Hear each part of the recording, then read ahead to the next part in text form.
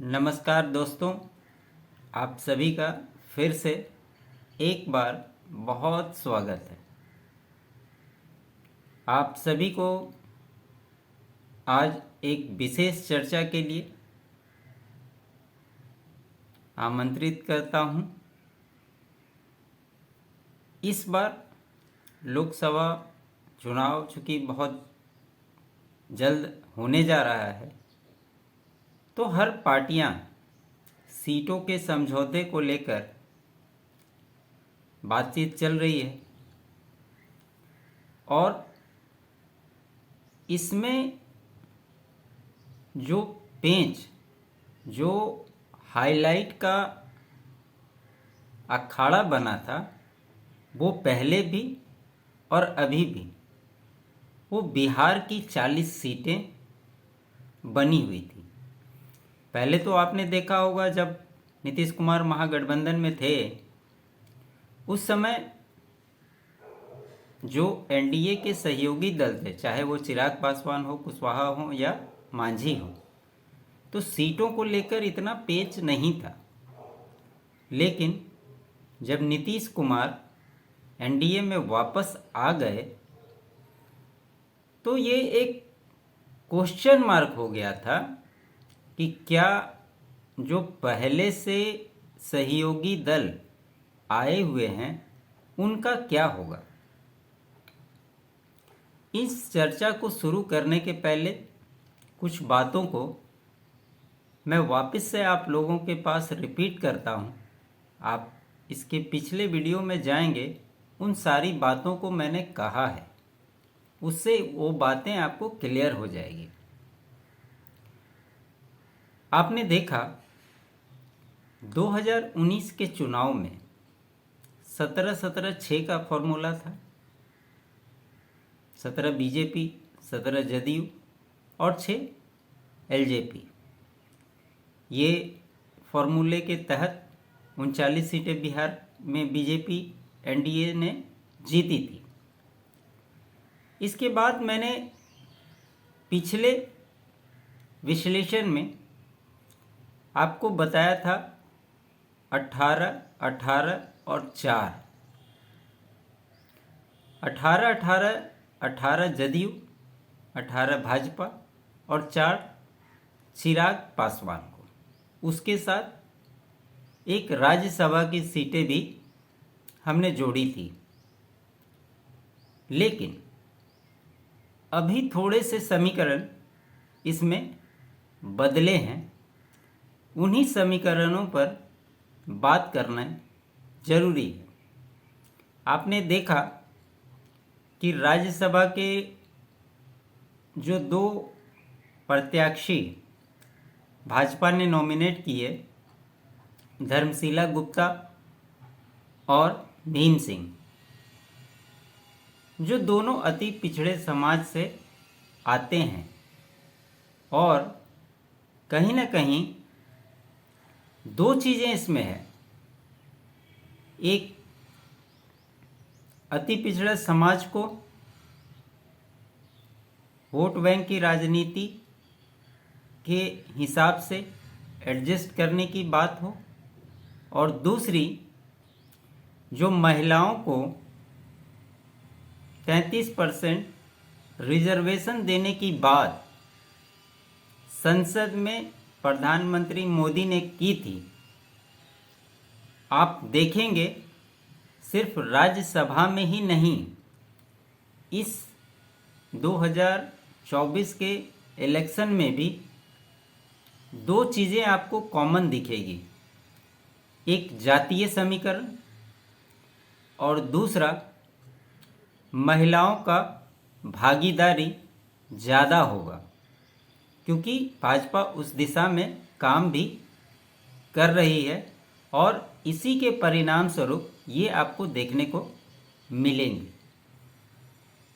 तो वो जो एक राज्यसभा सीट देने की बात थी, वो तो भाजपा ने अपने कैंडिडेट उतार दिए। इसमें 2 लोगों की नाराजगी सामने देखने को मिली थी। एक जीतन राम मांझी और दूसरे चिराग पासवान। और ये घोषणा सरकार के बहुमत परीक्षण के पहले ही कर दिया गया था। इसके चलते जीतन राम मांझी को आपने देखा कि कुछ ज़्यादा ही नाराज हो गए थे। उन्हें नित्यानंद राय जाकर रात में समझाकर और फिर विधानसभा लेकर आए थे। ये सारी प्रक्रियाएं हुई थी। अब बात करते हैं सीटों के समीकरण को लेकर कि इसमें क्या फेरबदल हुआ, उसी को मैं आपको बताने जा रहा हूँ। भाजपा बिहार में टोटल 40 सीटें हैं। इससे पहले एक तथ्य और मैं आपको बता दूं, ये भी बातें हमने कही थी पिछले दिनों। जो बात आपके साथ मैं शेयर की थी उसमें कई सीटों पर मैंने कहा था कि चाहे उपेंद्र कुशवाहा हों, जीतन राम मांझी हों, चिराग पासवान हों, नीतीश कुमार के लड़े हुए सीटों में से इन पार्टियों की दावेदारी वहाँ पर है और किस किस जगह पे नीतीश कुमार की सीटें कट सकती है, इसके बारे में भी विस्तृत चर्चा मैंने की थी। और उसमें से ये आंकड़ा निकला था कि नीतीश कुमार 10 से 12 सीटें चुनाव लड़ सकते हैं। और जो 18-18 की भी बात मैंने की थी उसमें भाजपा की अपनी सीटें तो फिक्स थी, बाकी जो दल इसमें शामिल थे उन्हें जदयू की सीटिंग सीट में से ही डिस्ट्रीब्यूट करना था। इसीलिए मैंने ये फॉर्मूला दिया था। अब जो समीकरण बने हैं उसकी चर्चा कर लेते हैं। भाजपा 18 सीट पे चुनाव लड़ेगी, ये तय है। चिराग पासवान की पार्टी एलजेपी रामविलास को 5 सीटें मिलेगी। 5 मैं क्यों बोल रहा हूँ, क्योंकि मैंने बताया आपको कि राज्यसभा की जो सीटें मिलनी थी 4+1 का जो फॉर्मूला था, राज्यसभा की सीटें तो मिली नहीं, उसी के बदले 1 सीट उनकी लोकसभा की बढ़ जाएगी। तो ये 5 सीटें चिराग पासवान की कंफर्म है। 18 सीट बीजेपी की, तो 23 सीटें हो गई। बाकी रही 17 सीटें। इन 17 सीटों में उपेंद्र कुशवाहा को 2 सीटें मिलेगी, ये भी तय है। उससे ज़्यादा सीटें उनको नहीं मिल पाएगी। इसलिए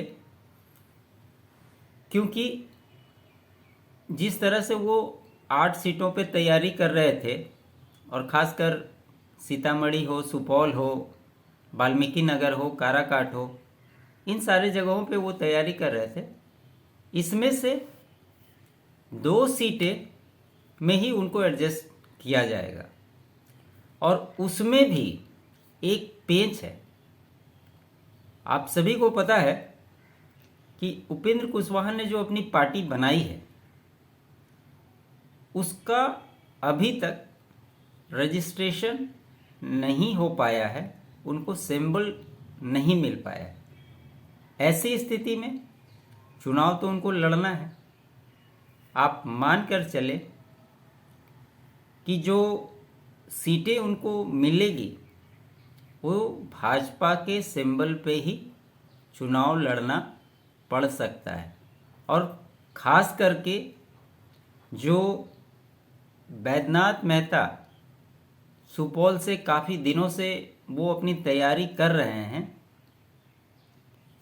ये माना जा रहा है कि वो सुपौल सीट से चुनाव लड़ेंगे, लेकिन भाजपा के सिंबल पे चुनाव वो लड़ते हुए दिखाई देंगे। रही बात उपेंद्र कुशवाहा की, तो वो भी भाजपा के ही सिंबल पे चुनाव लड़ते हुए आपको दिखाई देंगे, अगर उनकी पार्टी का सिंबल नहीं आता है तो। ऐसी स्थिति में इसके दो कारण हैं। आपने देखा होगा कि किस प्रकार उपेंद्र कुशवाहा कई बार साथ आए हैं तो साथ छोड़ के भी गए हैं, और ऐसी स्थिति में उनका साथ छोड़ पाना भी मुश्किल हो जाएगा। तो ये तय मान के चलिए कि उनको 2 सीटें मिलने जा रही है, लेकिन सिंबल उनका नहीं होगा। 1 सीट मांझी की फिक्स है, गया की, इसमें कोई संशय नहीं है, 1 सीट उनको मिलने जा रहा है। बात मुकेश सहनी की भी करते हैं। 18 सीटें की जो बात मैंने की है, उसमें से 1 सीट अगर मुकेश सहनी इधर आ जाते हैं तो उनको भाजपा अपने कोटे में से 1 सीट देगी। अब वो चुनाव कहाँ से लड़ेंगे, चर्चाएं हैं कि खगड़िया, मुजफ्फरपुर या अन्य किसी जगह से, लेकिन ज़्यादा चांस है कि भाजपा उन्हें खगड़िया की सीट देगी, क्योंकि एलजेपी आरएलजेपी जो है, पशुपति पारस की पार्टी के जो वहाँ सांसद हैं, उनका टिकट वहाँ से कटने जा रहा है, ये तय है। तो ऐसी स्थिति में ज़्यादा चांस है कि मुकेश सहनी को खगड़िया सीट देगी, और वो सीट जो है भाजपा अपने कोटे में से देगी। ऐसी स्थिति में भाजपा 17 सीट पे लड़ेगी। अगर वो नहीं आते हैं तो वहाँ भी भाजपा अपना प्रत्याशी उतारेगी। अगर आप इन सभी सीटों के समीकरण को देखेंगे तो बात आती है फिर पशुपति कुमार पारस की, कि उनका क्या होगा। पशुपति पारस को 2 सीटें मिलने जा रही है। पहले भी ये खबर थी कि प्रिंस राज, जो उनके भतीजे हैं, उनको टिकट भाजपा नहीं देना चाहती है, लेकिन अभी खबरें ये आ रही है कि उन्हें टिकट दिया जाएगा। उसके बारे में बहुत सारे मंथन हुए। उन्होंने कहा, पारस जी ने, कि नहीं, कम से कम उसको टिकट दे दीजिए, हमें ही कहीं एडजस्ट कर दीजिएगा। चूँकि बात हो रही थी प्रिंस राज के एडजस्ट करने की, कि सरकार में कहीं शामिल करा करके उनको एडजस्ट किया जाएगा, लेकिन अब खबरें आ रही है कि उन्हें लोकसभा का टिकट मिल जाएगा। और एक बात इसमें ये भी है, कल एक लेटर जारी हुआ। प्रेम सिंह कुशवाहा हैं, हाजीपुर भाजपा जिला अध्यक्ष हैं, प्रवक्ता हैं। उन्होंने शीर्ष नेतृत्व को ये लेटर लिखकर कहा कि हाजीपुर से पशुपति पारस को टिकट न दिया जाए। अगर उन्हें टिकट मिलेगा तो ये सीट वो हार जाएंगे। अब सोचिए, आप सभी को पता है कि भाजपा किस प्रकार से फील्ड में काम करती है, कैसे उनका सर्वे होता है, और किस प्रकार से सारी सीटों के एक एक समीकरण को देखते हुए वो काम करती है। ऐसे में अगर कोई पदाधिकारी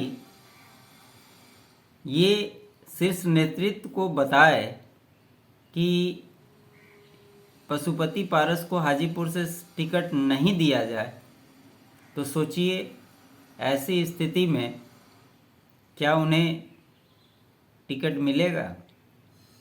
ये संभव नहीं लगता है।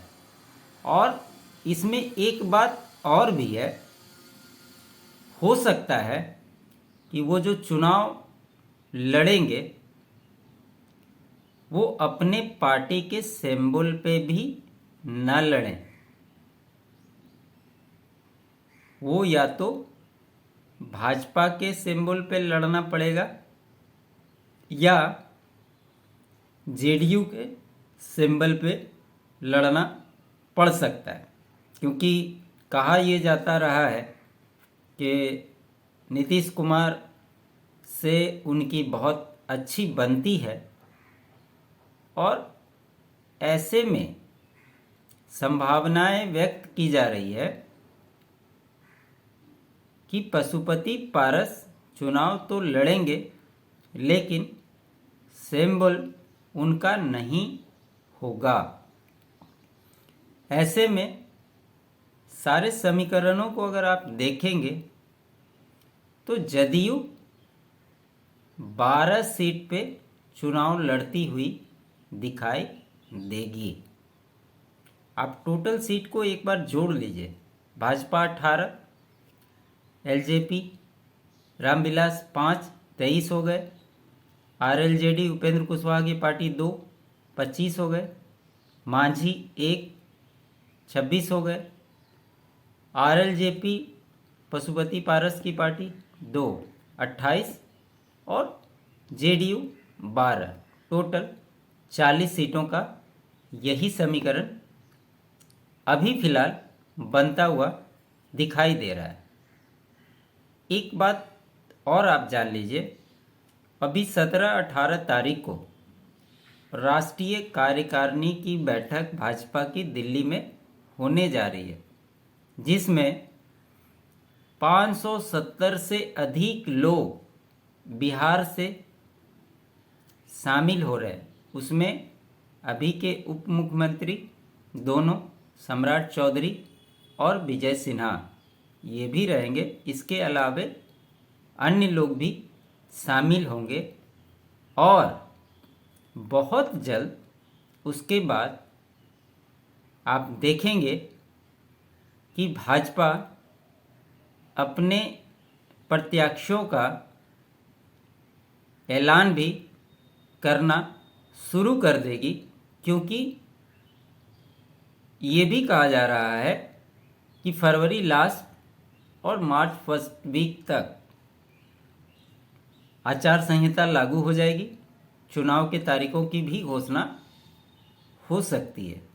ऐसे में आप देखिएगा कि बहुत जल्द कौन सीट से कौन लड़ेंगे ये भी आपके सामने आ जाएगा।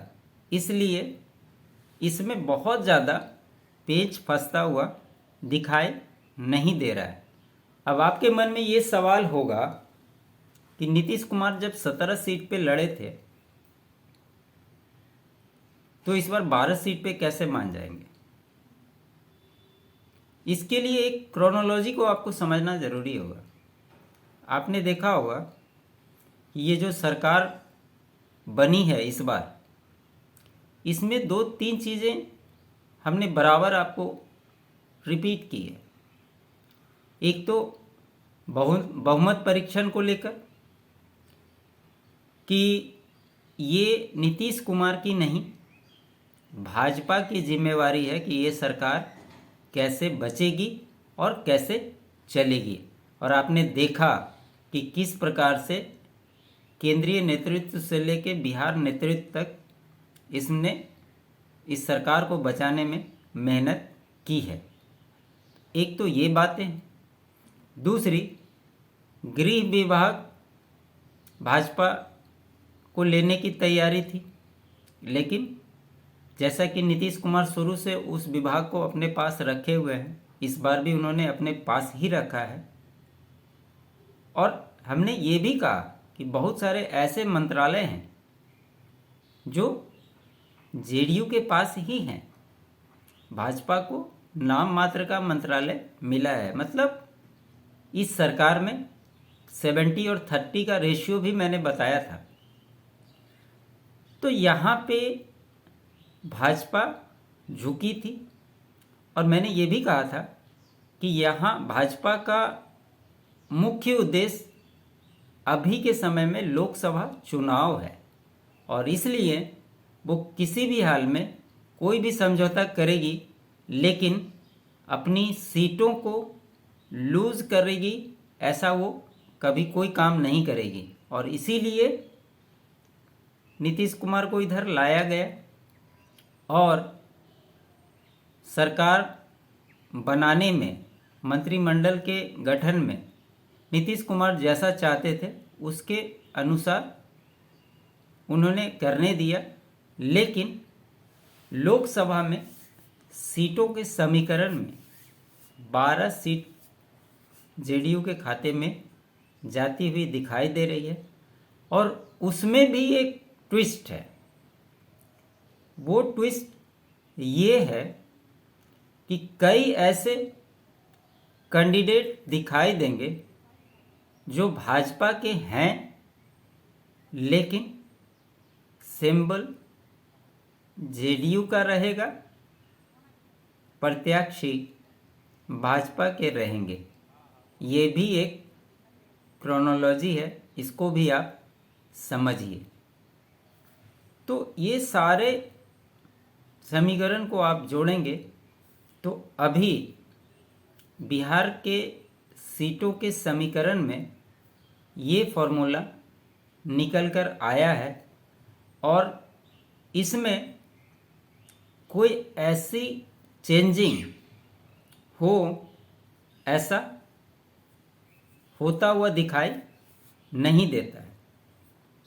कुछ लोग ये भी कह रहे थे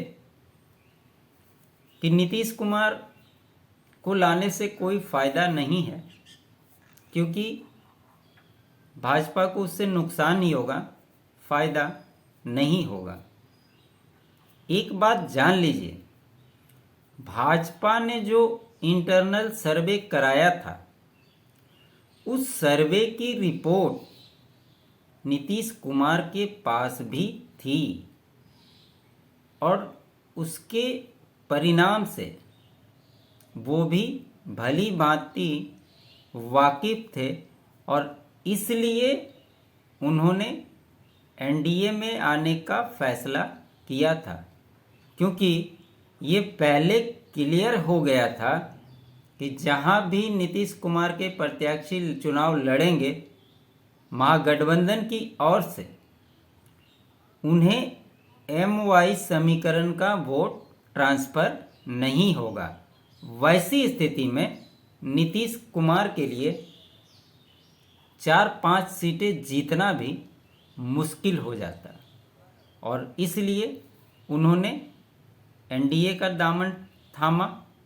और जो लोग ये कह रहे हैं कि नीतीश कुमार एक भी सीट नहीं जीत पाएंगे, उन्हें आने वाले वक्त में पता चलेगा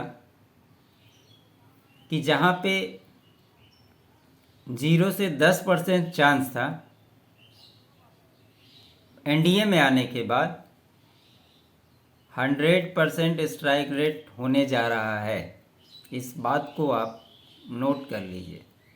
और देखा होगा कुछ समय पहले आज तक ने भी एक सर्वे किया था, उसमें एनडीए को 32 सीटों पे बढ़त दिखाई थी और 8 सीट महागठबंधन को जाता हुआ दिखाई दिया था।